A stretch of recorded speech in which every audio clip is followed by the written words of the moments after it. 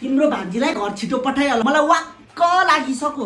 कति बेर खाएको, खानु त खानु नि, मेरो छोराको खानेकुरा भागभरि खाइसकिसक्यो।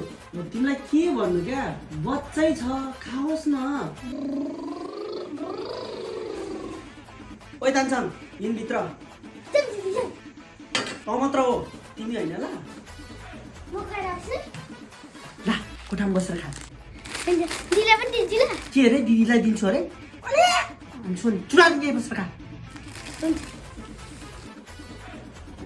अरे पैसा त छैन त, पक्कै उसकै भान्जीले चोरेको हुनुपर्छ। यहाँ अरू चोर त को छ र? भान्जी तिमी मेरो कोठामा आएको थियौ होइन अघि? हजुर आएको थिएँ। त्यहाँको ब्यागको पैसा तिमीले देख्यौ? मलाई थाहा छैन। साँच्ची नढाटिकन भन त, म तिम्रो मामालाई भन्दिनँ। साँच्चै भनेको मलाई थाहा छैन।